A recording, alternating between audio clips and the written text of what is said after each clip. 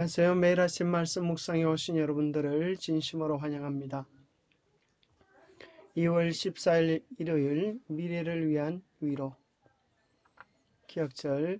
너는 높은 산에 오르라. 아름다운 소식을 예루살렘에 전하는 자여, 너는 힘써 소리를 높이라. 두려워하지 말고 소리를 높여 유다의 성읍들에게 이르기를 너희의 하나님을 보라 하라. 이사야 40장 9절의 말씀. 오늘의 말씀 이사야 40장 말씀입니다. 이번 과 전체가 이사야 40장을 포함하고 있기 때문에 이사야 40장의 말씀을 먼저 보겠습니다. 40장.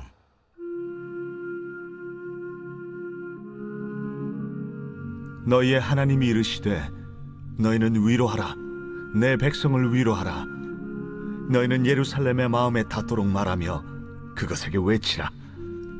그 노역의 때가 끝났고 그 죄악이 사함을 받았느니라. 그의 모든 죄로 말미암아 여호와의 손에서 벌을 배나 받았느니라 할지니라 하시니라. 외치는 자의 소리여 이르되 너희는 광야에서 여호와의 길을 예비하라. 사막에서 우리 하나님의 대로를 평탄하게 하라. 골짜기마다 도두어지며 산마다 언덕마다 낮아지며 고르지 아니한 곳이 평탄하게 되며 험한 곳이 평지가 될 것이요 여호와의 영광이 나타나고 모든 육체가 그것을 함께 보리라. 이는 여호와의 입이 말씀하셨느니라. 말하는 자의 소리여 이르되 외치라. 대답하되 내가 무엇이라 외치리이까 하니 이르되 모든 육체는 풀이요 그의 모든 아름다움은 들의 꽃과 같으니 풀은 마르고 꽃이 시들면 여호와의 기운이 그 위에 불미라. 이 백성은 실로 풀이로다. 풀은 마르고 꽃은 시드나 우리 하나님의 말씀은 영원히 서리라 하라. 아름다운 소식을 시온에 전하는 자여, 너는 높은 산에 오르라. 아름다운 소식을 예루살렘에 전하는 자여, 너는 힘써 소리를 높이라. 두려워하지 말고 소리를 높여 유다의 성읍들에게 이르기를 너희의 하나님을 보라 하라. 보라, 주 여호와께서 장차 강한 자로 임하실 것이요 친히 그의 팔로 다스리실 것이라. 보라, 상급이 그에게 있고 봉이 그의 앞에 있으며 그는 목자같이 양떼를 먹이시며 어린 양을 그 팔로 모아 품에 안으시며 젖 먹이는 암컷들을 온순히 인도하시리로다. 누가 손바닥으로 바닷물을 헤아렸으며 뼘으로 하늘을 쟀으며 땅의 티끌을 되에 담아보았으며 접시 저울로 산들을 막대 저울로 언덕들을 달아보았으랴. 누가 여호와의 영을 지도하였으며 그의 모사가 되어 그를 가르쳤으랴. 그가 누구와 더불어 의논하셨으며 누가 그를 교훈하였으며 그에게 정의의 길로 가르쳤으며 지식을 가르쳤으며 통달의 도를 보여주었느냐. 보라, 그에게는 열방이 통의 한 방울 물과 같고 저울의 작은 티끌 같으며 섬들은 떠오르는 먼지 같으리니 레바논은 땔감에도 부족하겠고 그 짐승들은 번제에도 부족할 것이라. 그의 앞에는 모든 열방이 아무것도 아니라 그는 그들을 없는 것 같이 빈 것 같이 여기시느니라. 그런즉 너희가 하나님을 누구와 같다 하겠으며 무슨 형상을 그에게 비기겠느냐. 우상은 장인이 부어 만들었고 장색이 금으로 입혔고 또 은사슬을 만든 것이니라. 궁핍한 자는 거제를 들을 때에 썩지 아니하는 나무를 택하고 지혜로운 장인을 구하여 우상을 만들어 흔들리지 아니하도록 세우느니라. 너희가 알지 못하였느냐? 너희가 듣지 못하였느냐?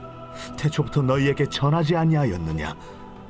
땅의 기초가 창조될 때부터 너희가 깨닫지 못하였느냐? 그는 땅 위 궁창에 앉으시나니 땅에 사는 사람들은 메뚜기 같으니라.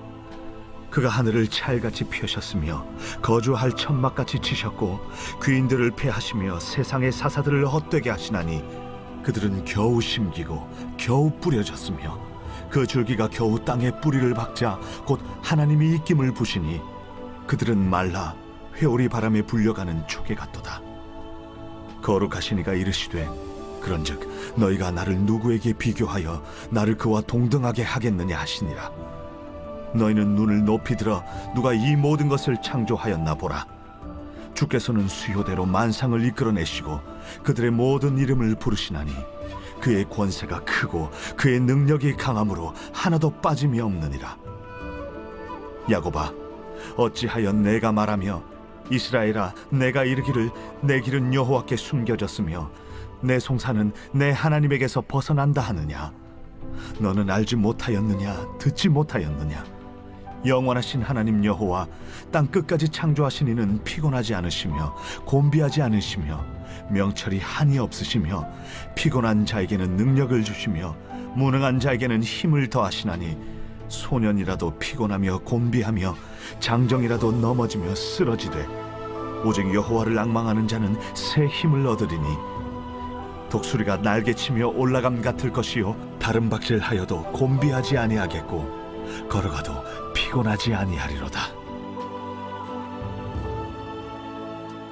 생각할 문제. 징벌의 시간은 마침내 끝났다. 그런데 이것은 어떤 징벌을 말하는가? 바벨론으로부터 귀환이라는 주제는 이사야 앞부분의 어떤 내용과 연결되어 있는가? 오늘 우리를 향한 교훈은 무엇인가? 징벌의 시간은 마침내 끝났다. 그런데 이것은 어떤 징벌을 말하는가? 이사야 40장. 너희의 하나님이 이르시되 너희는 위로하라, 내 백성을 위로하라. 너희는 예루살렘의 마음에 닿도록 말하며 그것에게 외치라. 그 노역의 때가 끝났고 그 죄악이 사함을 받았느니라. 그의 모든 죄로 말미암아 여호와의 손에서 벌을 배나 받았느니라 할지니라 하시니라.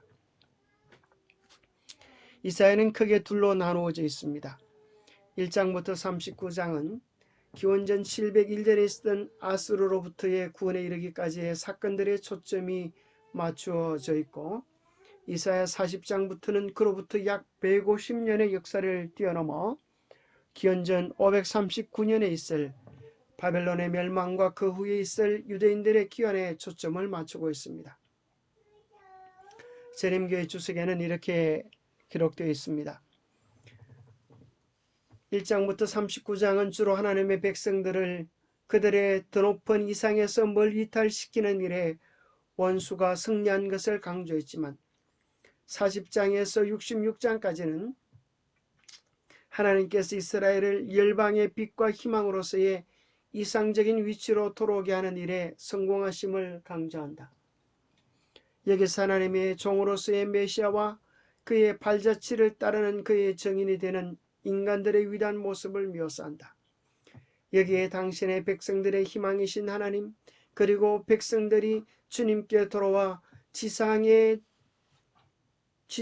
주님의 대리자로서의 시정된 위치를 회복함을 묘사해주고 있다. 이것은 회복될 이스라엘의 모습을 통하여 궁극적으로 영적 이스라엘이 마지막 사명을 완수하고 저 영원한 하늘의 행복을 누릴 것을 기록해 주고 있습니다. 이 문제에 대한 해답은 다양하다. 그들의 역사에는 하나님이 진노의 막대기로 사용하신 아수르에 의한 징벌이 있었다. 반면 하나님은 기원전 701년에 사네립의 군대를 치심으로 유다를 건지셨다. 또한 거기에는 바벨론에 의해 집행된 징벌도 있었다. 히스기야가 모로닥 발라단의 사신에게 그의 보물들을 다 보여주었던 탓에 유다는 많은 성물과 백성을 빼앗겼다. 또한 거기에는 이사야가 경고의 기별을 보냈던 이방 민족들 중 하나에 의해 집행된 형벌도 있었다. 여기서 말하는 징벌은 첫째는 사네립의 군대의 공격, 또 두 번째는 바벨론에 의하여 집행된 징벌을 생각해 볼 수가 있겠죠. 이사야 7장 17절에서 38장 6절까지는 아수르 또는 아수르 사람들이라는 단어가 무려 43번 등장합니다. 반면에 그 뒤로는 오직 한 번 과거에 있었던 애굽의 압제와 아수르의 압제에 대해 언급하는 이사야 52장 4절에서만 등장합니다. 이사야서의 후반부에서는 바벨론 포로로부터의 해방이 언급되는데, 유다의 포로들을 해방시킨 사람은 기원전 539년에 바벨론을 정복한 페르시아의 왕 고레스입니다. 그래서 이 예언은 바벨론을 정복한 고레스가 와서 유다 백성들을 해방시켜 줄 것을 이야기해 주고 있습니다. 이사야 39장은 히스기야의 자손 중 몇 명이 바벨론에 사로잡혀 갈 것에 대하여 이야기하므로 이어지는 장들의 전환점 역할을 합니다. 이사야 39장에서는 보라 날이 이르리니 내 집에 있는 모든 소유와 내 조상들이 오늘까지 쌓아둔 것이 모두 바벨론으로 옮긴 바 되고 남을 것이 없으리라. 여호와의 말이니라. 또 내게서 태어날 자손 중에서 몇이 사로잡혀 바벨론 왕궁의 황관이 되리라 하셨나이다. 그래서 이사야 39장에는 바벨론이 침공하고 또 그 중에 몇이 바벨론의 포로로 잡혀가서 바벨론 왕궁의 황관이 될 예언을 다루고 있습니다. 그러나 그 예언이 아직 성취되기도 전에 이사야 40장은 바벨론 포로 후에 돌아올 영광들을 묘사해 주면서 예언적 기별이라고 하는 사실을 우리로 하여금 생각해 보게 합니다. 어떤 사람들은 이사야 39장과 이사야 40장 사이에는 약 150년의 갭이 있기 때문에 그것은 이사야가 아닌 다른 저자에 의하여 기록되어졌을 것이다 하는 그런 설을 주장하지만 그것은 성경 전체가 이사야서 전체가 한 예언으로 연결되어 있음을 기억할 때 별 어려운 문제가 없다고 생각되어질 수 있습니다. 더욱이 이 내용은 이사야 13장에서 14장 또 21장 바벨론의 함락과 그것이 하나님의 백성에 가져다 줄 해방을 예언하면서 이사야 40장의 내용과 일치합니다.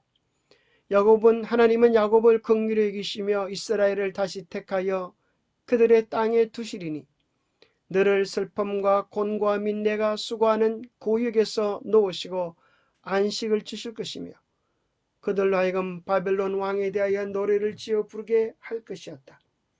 이사야 40장 1절에서 2절 당신의 백성에게 고난이 끝날 것이라고 하시는 약속은 이사야 14장 1절에서 4절의 내용과 밀접한 관련성이 있음을 주목해 보십시오. 자, 이사야 14장입니다. 여호와께서 야곱을 긍휼히 여기시며 이스라엘을 다시 택하여 그들의 땅에 두시리니 나그네 된 자가 야곱 족속과 연합하여 그들에게 예속될 것이며 민족들이 그들을 데리고 그들의 본토로 돌아오리니 바벨론 포로 후에 귀환할 것을 이야기해 주는 것 아니겠습니까? 이스라엘 족속이 여호와의 땅에서 그들을 얻어 노비로 삼겠고 전에 자기를 사로잡던 자들을 사로잡고 자기를 압제하던 자들을 주관하리라. 여호와께서 너를 슬픔과 곤고와 및 내가 수고하는 고역에서 놓으시고 안식을 주시는 날에 너는 바벨론 왕에 대하여 이 노래를 지어 이르기를 압제하던 자가 어찌 그리 그쳤으며 강포한 성이 어찌 그리 패하였는고. 바벨론 왕에 대하여 노래를 지어 부르라고 하는 내용 속에 곧 바벨론이 멸망했다고 하는 그런 내용을 다루고 있습니다. 기고만장하던 바벨론이 형편없이 무너질 것을 노래하라고 했습니다. 구약은 39권, 신약이 27권으로 구성되어져 있듯이 이사야서도 39장까지는 역사적 사실을 바탕으로 기록한 내용이고 40장부터는 미래에 이루어질 복음적 사실을 예언한 기록이라고 말을 합니다. 옛날 이스라엘을 주위 강대국들의 침략으로부터 고통을 받았지만 마침내 해방하여 고국에 돌아오게 하신 것처럼 하나님의 백성들이 죄와 세상 사망의 권세에 고통을 당하지만 마침내 예수 그리스도 안에서 구원받고 그분의 재림의 영원한 세상이 이 땅에서 이루어지게 될 것이라는 아름다운 필지로 기록하였습니다. 그래서 학자들은 이사야서를 구약의 복음서라고 부르는 것입니다. 영감의 교훈입니다. 고통 중에도 두려워할 필요가 없음. 그분의 팔은 고통 중에 있는 당신의 종에게 뻗쳐 있다. 하나님은 그 진상을 아심으로 비록 고통 중에 있을지라도 그는 자신의 두려움과 걱정과 의심과 불신을 버리고 그를 긍휼히 여기고 사랑하고 돌보시는 위대하고 자비하신 하나님을 조용히 신뢰해야 한다. 인간은 실패하고 또 넘어질 수 있지만 하나님은 결코 그러하신 분이 아닙니다. 그래서 때로 우리가 넘어졌을 때라도 하나님께로 돌아가면 언제나 희망이 있는 것입니다. 이사야서는 오늘 우리에게 이야기합니다. 너희는 위로하라. 내 백성을 위로하라. 너희는 예루살렘의 마음에 닿도록 말하며 그들에게 외치라. 그 노역의 때가 끝났고 그 죄악이 사함을 받았느니라. 그의 모든 죄로 말미암아 여호와의 손에서 벌을 배나 받았느니라 할지니라. 오늘 우리를 향한 교훈은 무엇일까요? 오늘 우리를 향한 교훈도 바벨론이 무너졌다고 말하는 노래가 있었던 것처럼, 바벨론 왕에 대하여 지어 부르는 노래가 있었던 것처럼 우리는 결국 세상 마지막에 있을 영적 바벨론도 무너질 것을 바라볼 수 있습니다. 이 일 후에 다른 천사가 하늘에서 내려오는 것을 보니 큰 권세를 가졌는데 그의 영광으로 땅이 환하여지더라.